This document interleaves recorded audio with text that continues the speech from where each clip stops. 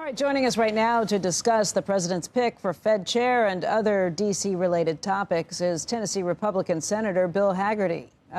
Senator, thank you for being with us this morning. First up, what do you think of the president's pick to run the Fed? I'm very pleased that the president has chosen Kevin Warsh.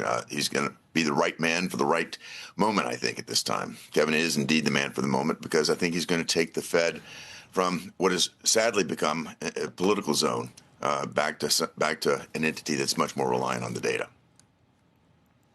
Is the confirmation process at risk? We have heard from your colleague, Senator Thom Tillis, that he's not going to allow any nominations to go through unless and until the investigation into Chairman Jay Powell is taken care of and put on, removed at this point. What do you hear? So I think we need to focus on the individual. I'm the only member of the Senate that's been through the cloture and confirmation process. It's never easy, but I think what we have to do is focus on the individual that's before us. And Kevin is eminently qualified for the position. If you think about it, he was unanimously confirmed the last time he came before the United States Senate. He's already been a Fed board governor. I think he's going to make an excellent candidate. I think when he speaks with the members of the banking committee, they'll see that he has clarity of thought, the vision. He understands capital investment, how to get our economy on track, how to stimulate more credit in America, more credit availability, and to make certain that the Fed stays in its lane. Sadly, it's gotten out of its lane with respect to climate regulations, DEI at the regional Feds, the change of the employment definition to become from full employment to full inclusive employment. What does that mean? It's far too vague. I mean, we need somebody to get us back in the lane, and Kevin is precisely the person to do that. And I think it'll be a refreshing candidate to come before the Senate Banking Committee when they see how bright, how capable Kevin Warsh is. But, Senator, you're talking about his qualifications for this. Senator Tillis doubled down 2 days ago, saying he is not going to allow any nominations to go through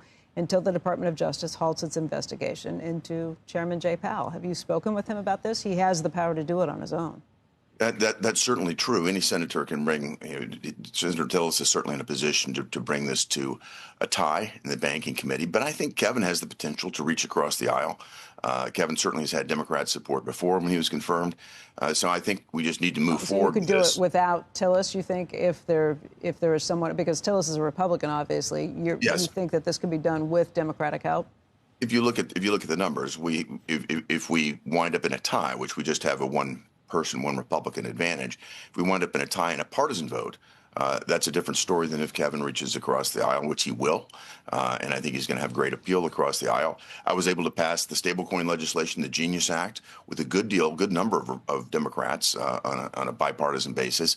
We've been able to achieve things on a bipartisan basis in the Senate Banking Committee. I don't think this should be a different case. So I'm looking forward to Kevin having, again, great appeal. Leaving aside what's happening at the Fed, there's a massive cost overrun in that project, certainly.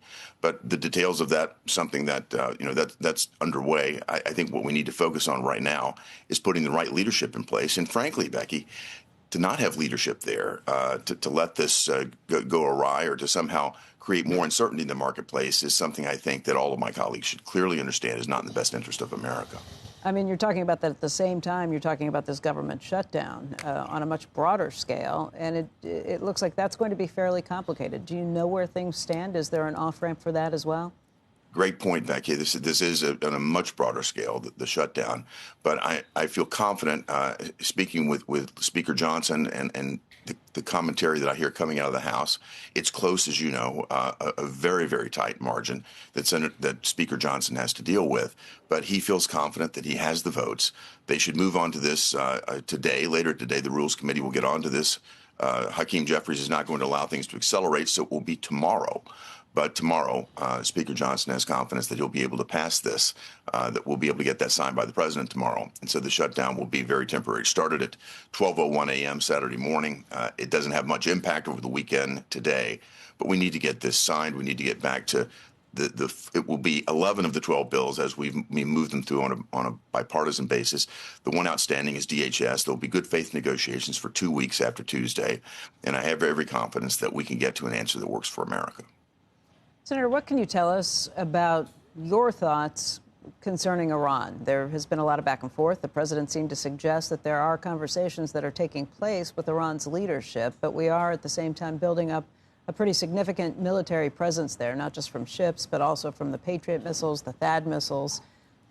What's your expectation of how this goes down? What's your thought on what we should do?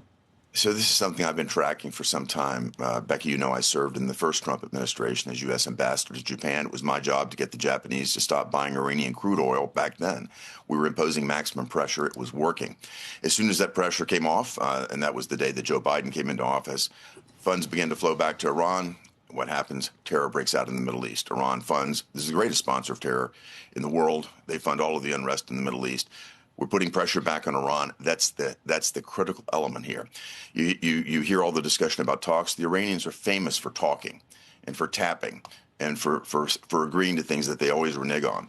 I think President Trump understands that very clearly. I've had numerous conversations with him about this, and President Trump understands that strength is the position to be in when you deal with a theocracy, a dictatorship, if you will, that exists in Tehran. I think President Trump will be in a position, in making certain of that with the movement of carrier strike groups, that the United States will be in a position of strength as we have any further negotiations. And he needs to make certain that Iran is never in a position to have a nuclear weapon. And that's going to take some work. That's going to take a strong position. And that's exactly where he's headed.